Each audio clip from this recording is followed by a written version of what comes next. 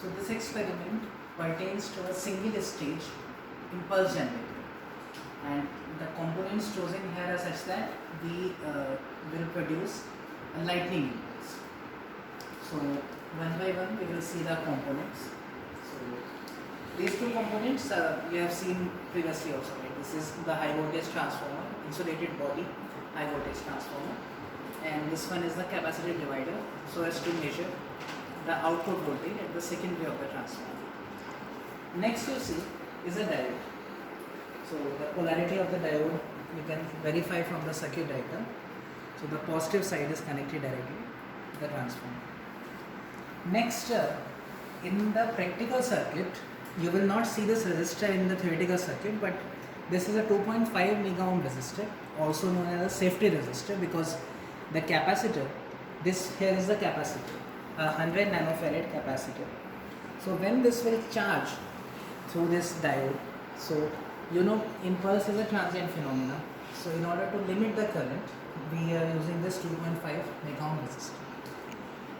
The basic ideology of impulse generator is that you charge a capacitor with high voltage DC and then let that capacitor discharge through a wave shaping network which consists of two resistors R1, R2, and finally at the output side it will be a load.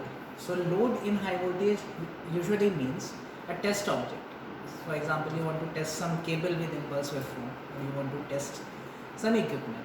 So usually that will act as a capacitance because the connections are such that between body and that high voltage terminal the capacitance. So in this case C2 represents load.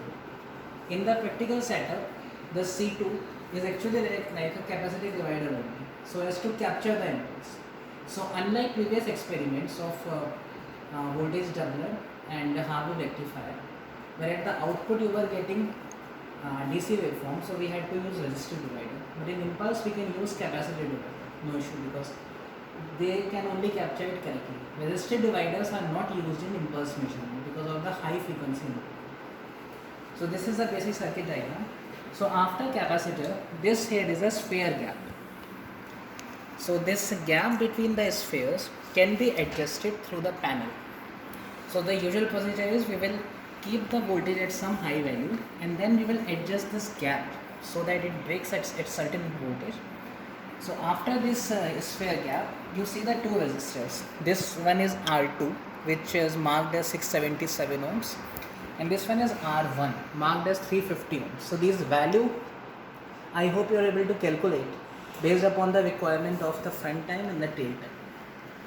So after this resistor, this is the capacitive divider, and at the bottom you see that tapping is taken across the bottom capacitor of the divider, and then it is connected to our panel where we will capture the waveforms. So you can see that this panel, we have already shown you, right, that capacitor divider, it connects to the back of this panel. So then at this port we are connecting a 10:1 probe. So the divider ratio of this capacitor divider is 1:4000. That is whatever voltage the actual voltage is, it will step down by 4000. Then we are using a 10:1 probe. So finally the oscilloscope will receive a value which is V by 4000. Now in order to correctly capture this one, we have to adjust the probe setting here. So on the DSO I will just show you. So this is connected to channel 1. So here we select the probe ratio. So you can select it to any value. At the output we have to adjust it. For example, here it is selected in 1000:1 mode. So that means in order to get the correct estimate of the actual impulse voltage, you have to multiply your reading by 4, right? 1 by 4000 you are multiplying by 1000. So to get correctly you have to multiply it by 4. That is it. And one more thing, since the waveforms which we are dealing with are of the order of time magnitude 1.2 by 50 microseconds, so this has to be kept in such a way that you are able to capture those small times. If you keep a small, no problem, but don't keep this in seconds, otherwise you won't be able to capture this. So any value in that range is fine. Just we don't have to set this in seconds. So now we will be applying some high voltage, say 10 kV, and after that we will be adjusting the gap through this panel here, impulse sphere gap. You can see this marking here. So I am going to increase the voltage now. So primary on, secondary on.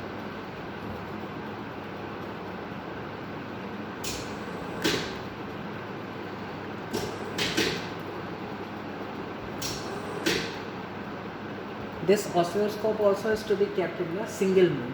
Then only you can capture it, right? Because impulse is like one-time phenomena, right? The wave will come and then it will fall. So in order to capture that, don't do auto scale. You have to set it to single mode.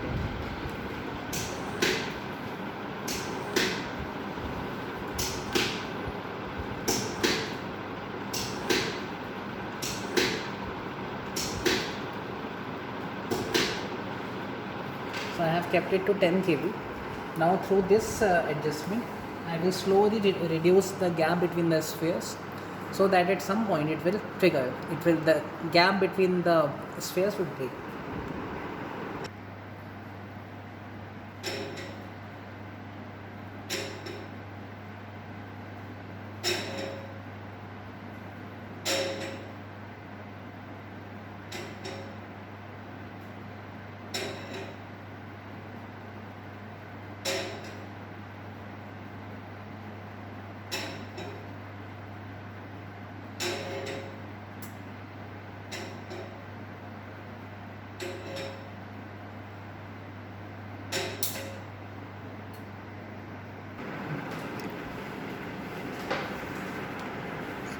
So now the moment it breaks, you will get a waveform here.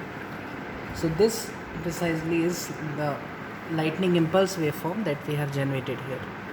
So by placing the cursors across 10% and 90%, you know, right, that it is 1.2 by 50 microsecond. So the rise time is 1.2 microsecond. So the peak to peak of this generated waveform is 1.78 kV around. And this delta x means the two x-axis cursors are kept respectively corresponding to the 10% of this value and 90% of this value. So you are getting this delta x, which is approximately 800 nanoseconds or 0.8 microseconds. So from the tolerance, which sir has already told you, it is 1.2 microsecond plus or minus 30%. So this 0.8 microsecond falls within that range. So whatever lightning impulse which we have generated is actually meeting the standards. This is what we have to take care regarding the time scales also. So this is our lightning impulse. So you had seen the rise time that was within the specified limits. Now we will see the fall time. So fall time is measured from the virtual origin till the peak reduces to 50%. So these cursors are placed such a way that you measure that time duration. So this delta x which you see here is 48.2 microseconds. So it is within the plus minus 20% tolerance limit, right? 50 microsecond plus minus 20%. So this falls between the range.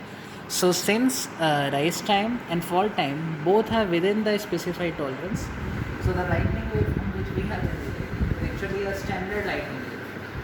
So for switching impulse, you can calculate the values of resistors required. Here we have used R1 350 ohm and R2 677 ohms. So you can calculate how much resistor value you have to adjust so as to achieve a standard switching impulse. Other than that, there is no difference. Setup is same, operation is same, just resistor values will determine the rise time and the fall time.